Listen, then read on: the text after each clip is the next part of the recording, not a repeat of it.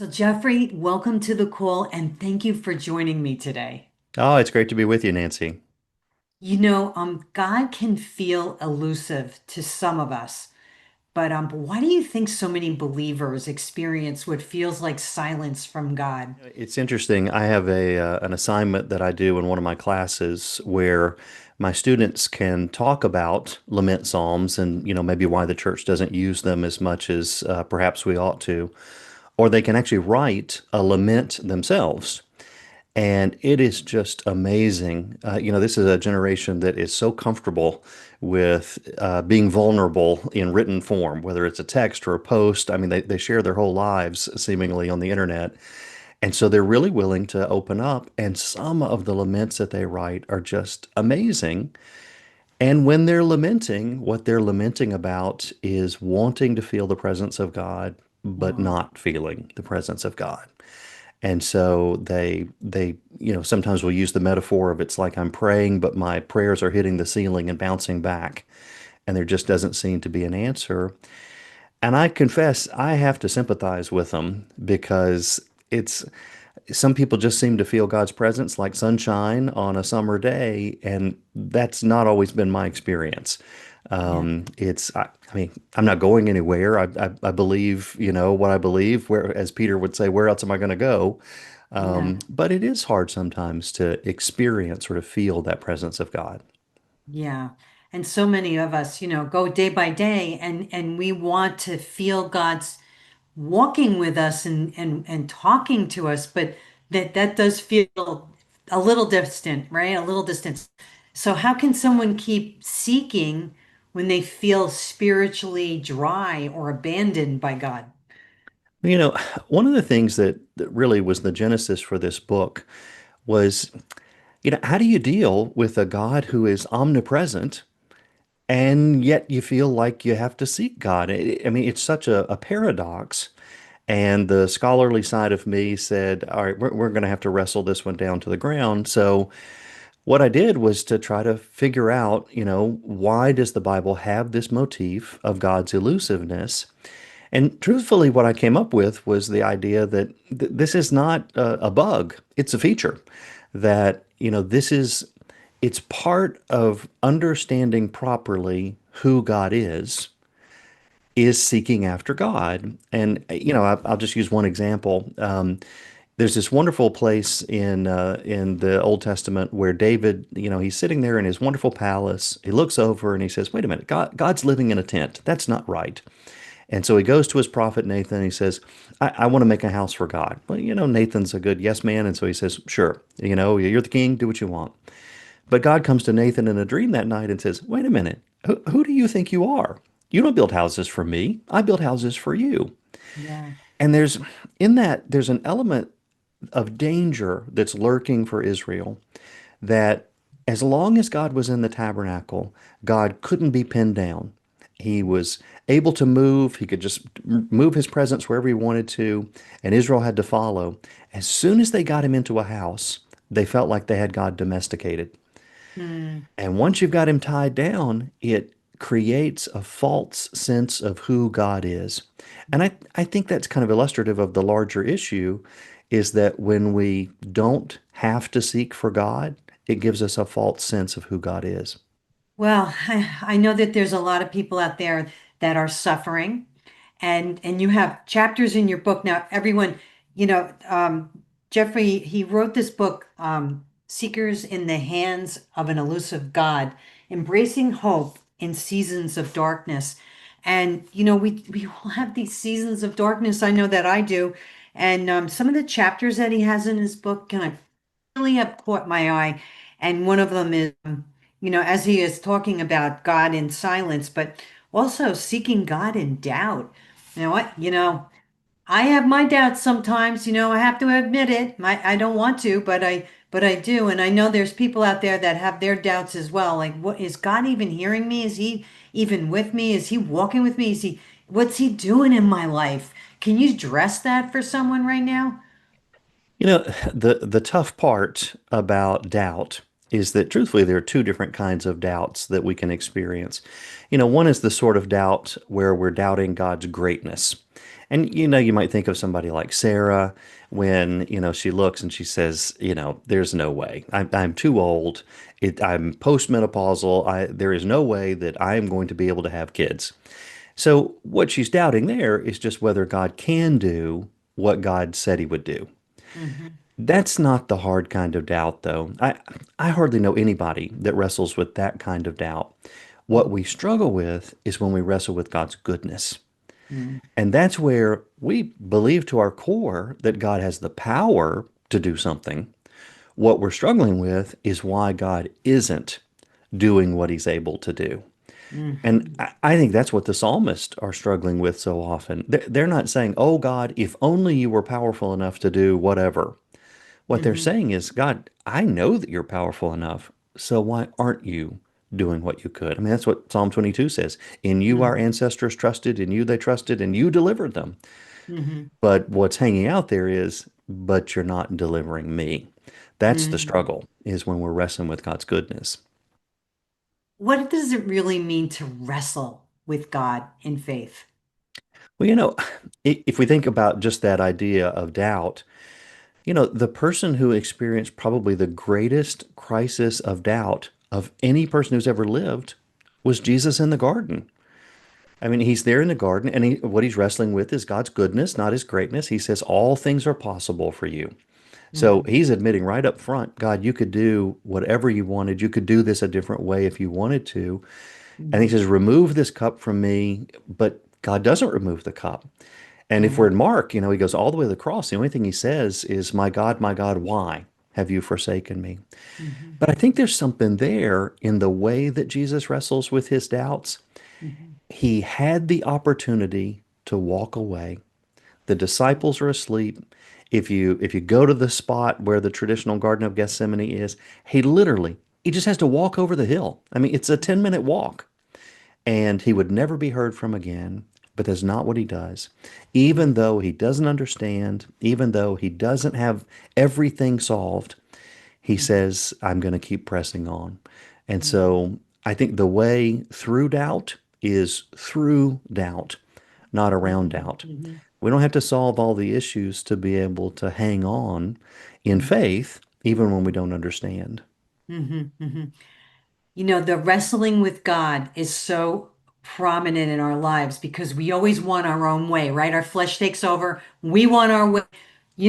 God, can't you give me what I'm asking you for? Why are you doing this to me right now? Can you speak into someone's life right now that's kind of struggling with that? Like, ah, I got to do what I want, but what is it really that we do need to do? Well, what's interesting is that it seems like so often in the Bible, when people get what they want, it's terrible for them. That it's, one of the books I love the most is the book of Hosea. Hosea is written to a group of people that are in the thick of some of the most prosperous times that Israel ever had. Hmm. The empires that are to the east and the west, they're in decline. And so Israel's got this little window when they're able to do well, and it is absolute poison for them. Hmm. Amos gets onto them for abusing the poor in the middle of their prosperity. Hosea gets onto them for attributing their prosperity to the wrong source. I mean, they're thinking that Baal gave it to them. Today we would say, it's my own intelligence and stuff like that, my own hard work that gave me all of my prosperity. Hmm. It, Sometimes what we want is not what we need. And Hmm. there's the most fascinating verse in Hosea where God says, I'm going to strip all of that stuff away. I'm going to take you back to the wilderness, and we'll be able to rekindle our love in the wilderness. That's honestly, I mean, the cast of characters in the Bible that have to have their wilderness times, it goes on endlessly. Whether it's Yes. Abraham, Moses, Elijah, Jesus, even Paul says that he Yeah. spent time in Arabia before he actually got his ministry going. Yeah. I think sometimes it's when we don't get what we want that we thrive better spiritually. As a person who just doesn't often feel God's presence so, vibrantly and I don't even know the right word to use. If I'm basing my relationship on God with just my emotions, I'm going to be in real trouble. And so what I have to figure out is a way to press on, even when I don't necessarily feel like pressing on. Mm, And I think, truthfully, I think Jesus is sympathetic to us in that regard. mhm, When you think about the encounter that Thomas has with Jesus after the resurrection, where mhm, first he's, oh, I'm not going to believe it unless I can put my finger in the holes and my hand in his side. And when he finally does see the risen Jesus, of course he's not about to do either of those things. But mhm, Jesus says something to him in there. He says, blessed are you because you've seen these things. How much more blessed are those people who are going to believe when they don't get to see those things? Well, mhm, he's talking about us, mm, that we're people who, we may love God and we may follow God, but we haven't been confronted with the risen Christ standing in front of us, holding out his hands and his side to us. mhm, Jesus is being sympathetic to us mhm, there and saying, look, I get it. It's going to be hard for you because you're going to have to believe without seeing. mhm, And I think there's a lesson in there that mhm, sometimes we're not going to fully understand, and we have to mhm. figure out ways to trust God even when we don't understand. Yeah. One of the things I, kind of, it felt like I kept coming back to every time in one chapter after another was this idea of figuring out a way to kind of reframe our minds so that we're looking at life through a theological lens. And so, if you just used a simple example like nature, I mean, some of my most vivid experiences with God have been things like sitting on Snow Creek Falls at Yosemite and seeing sunset on Half Dome. It's not letting yourself think, oh, well, look at the way that light refracts through the elements that are in our atmosphere, but Mhm, instead saying, this is God who mhm. is, putting his signature on this glorious mountain that's there. Yeah. It's what we do with Thanksgiving, truthfully. Mhm, It's where we say, okay, this is not just the bounty of my labor, this is the bounty of God's blessing. And mhm, so it's on a daily basis trying to take things that could just seem like natural, ordinary things and reframing them through a divine lens so that it kind of, gets us back into the current that will carry us back towards God. mhm. You have such an amazing calming voice. Now I mean, there's going to be somebody out there that's listening to you right now. Maybe they're going through some anxiety. Can you speak into their life a little bit about that? Well, the the flip side of having to seek for God is the constant refrain in Scripture that God is never far from us. They truthfully, the biblical authors, they kind of use that idea in two different ways. On the one hand, they say, do not fool yourself into thinking that you're something you're getting away with because God doesn't see. God sees everything. But the other side of that is, where can I go from your presence? God, you're with me all the time.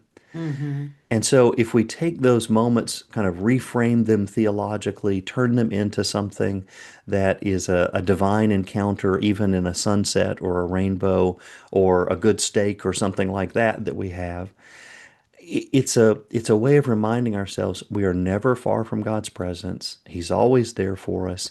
He says, "I'll never leave you or forsake you." That doesn't mean that we won't not understand or go through. I mean, frankly, the death rate on a long enough timeline is 100%. Every one of us is going to die. We're all going to walk through that valley of the shadow of death, but it doesn't mean that God isn't with us along the way. For the person watching right now who feels like giving up, what could you say to them? So I guess I would come at it in a couple of different ways. One of the things that, one of the chapters that I've got is talking about seeking after God in worship. Mhm, I mean, that seems so obvious that, obviously that would be a place to seek after God. But my discussion of worship kind of goes in a different direction. I have to confess, I'm just a low church Protestant. My favorite kind of worship is, I mean, I would be quite at home in, Westminster Abbey and, with the wonderful choirs and the liturgy and so forth. But it's not what I grew up with. Our, mhm, our church, we would have said that we had eschewed ritual altogether, even mhm, though it wasn't true. You could look at our bulletins from week to week and it was as consistent as the Latin Rite in there. mhm, But we kind of felt uncomfortable with ritual because we thought it was deadening and it might separate you from God. Mm, I actually think that it can work the other direction, that mhm, ritual can become habit, which becomes a lifestyle.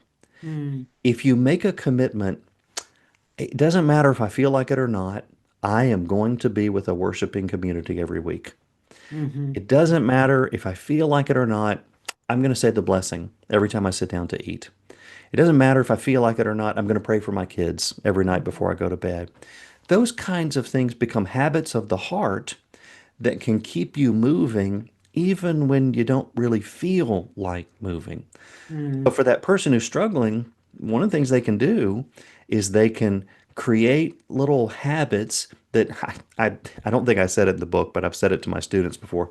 They become kind of the Jillian Michaels of the spiritual world. They're there mm, fussing at you and telling you to keep going even when you mhm, don't feel like it. The other way I would come at it is to make sure that we realize we're not the only person in this relationship. And I know it seems so strange, mm, but our relationship with God is not just our relationship with God. There are a lot of people who are looking to us and depending on us, and the decisions that we make in our walk with God, it will affect other people. mm, Jesus, he constantly talks to the disciples, especially in John, about how, a good shepherd lays down his life for the sheep. And he talks about how it would be better for a millstone to be put around the neck of this person and have them be thrown into the sea than to scandalize the faith of a little one. In both of those comments, he's saying that as a shepherd or just as a person who's, interacting with other people, we can hurt other people's faith. One of the ideas behind just pushing on when you don't feel like it is if you give up, if you decide, I've had it, I just can't take it anymore, you're going to take other people with you. mm, That you will be robbing other people of their chance to ever have a relationship with God because they're going to look to you and mm, say, well, if Jeff doesn't believe, if Jeff walked away, then I don't really think that this is real. Maybe I'll just walk away too. mm, So, sometimes you have to keep pressing on for the mm, sake of other people around you. I mean, truthfully, we do that in other areas. We mhm, we work jobs that sometimes are difficult and hard so that we can provide for our families. mhm, We sometimes we endure things that we don't want to endure for the sake of other people around us. I think there's a spiritual aspect to that as well. mhm. Boy, you are speaking not only to someone out there's life, but you're speaking into mine. Because I know that a lot of times when I'm doing something, I always look at like I want to exit this. I'm done. I can't do this anymore. But you're right. When you do something like that, you're not just exiting for you. You're exiting away from other people's lives that you could bless or influence. And so you are so right. And thank you for pouring into someone's life right now that needed to hear that besides me. So, you have written this book, and I want to ask you a question before we come to the end part of this interview. But, why did you write this book? Why? That's a hard answer because if you take a look at the book, I start off with talking about the passing of a dear friend of mine. It was that terrible summer when we were all, locked down with COVID, and we were having our department meetings for where I teach at Samford via Zoom. And so our department chair, he just mentioned, a friend of mine named Jim, and he was one of our colleagues, and said, pray for him. He's having a health issue. And Jim had had a heart attack before, and so we thought maybe that was the issue again. But over the course of our meetings, the tone of our chair just got more and more grave. So finally, I texted Jim and I said, "Hey, I don't know what's going on, but if you want to talk, just I'd love to." And so we just almost immediately called one another. He was one of the most eloquent people I've ever met. And from the first words that he spoke in the call, you just knew something was terribly wrong. He couldn't find his words. He kept repeating himself.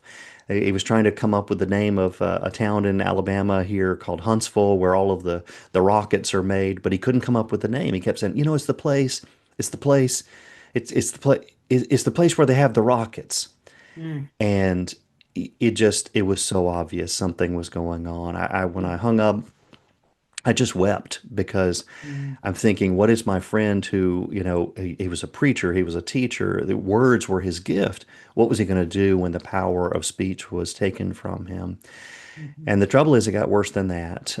They figured out that he had a disease called Creutzfeldt-Jakob's disease, mm, which is this strange thing that where a protein goes, haywire in your brain and just starts to eat your brain, basically. mm. And when I had to look it up, I'd heard of the name before, but I didn't really know what it was. And so I look it up. I'm there on Wikipedia, and my eye caught where it said prognosis universally fatal. Oh, God had never healed someone from this before. It seemed incredibly unlikely that he was going to do it now, and he didn't. Within the matter of months, Jim died. And the mm. worst part of all of this was that I was teaching a class, my upper level at Samford, on Psalms and Job. And we were walking right through the book of Job at the same time that my colleague and their professor and mentor was sentenced to die. And that really was the part, the kind of impetus, the spark that said, Jeff, you're going to have to work through this. And so it began there, and the following summer, I teach a Sunday school class at a local church, and they kind of walked with me through this. Is one of the guy that I work with there. He said, why don't you do something on God's presence or encounters with God? And I was like, okay, I can do that. And I'm coming up with Moses at the burning bush or Elijah and so forth.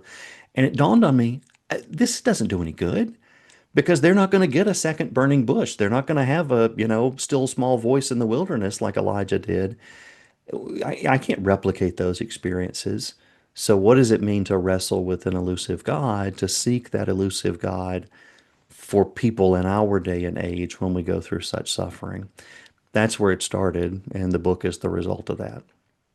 Well, this is wonderful. Now, um, I just want to ask people right now, and I just want to ask the audience, what if God's silence isn't absence, but an invitation to go deeper? And you can learn more about Jeffrey. Jeffrey, where is your website? Where's it located? And So they can go to biblicalexplorations.com. I lead trips to Israel and Rome, and I've got one, that I'm starting to map out for Greece. So biblicalexplorations.com, and they'll find all of my contact information there, and they can also find it on Samford's website at samford.edu. wonderful. And what would you like to leave my audience with today? Well, I think one of the things that is was most meaningful for me in terms of producing the book was figuring out that all of the same ways that we seek after God are ways that Jesus himself had to seek after God. And so Jesus suffered. Jesus had to go through his time in the wilderness. Jesus had to, wrestle with doubt. He had to go through death ultimately. And, I also have a chapter on joy. Jesus was willing to experience moments of joy, so much so that some people called him a drunkard because he was willing to feast with those who needed him. When we seek after God, we're following in the footsteps of Jesus himself, who wrestled with an elusive God and ultimately paved the way for us to know through the resurrection that we'll find that God one day, even if all the way until the moment of our death, like Jesus, it's a struggle. Well, I hope you enjoyed the interview. Don't forget to like and subscribe. And for more Christ-centered conversations, go to the website, thecallwithNancySabato.com. Until next time, all glory and honor to King Jesus.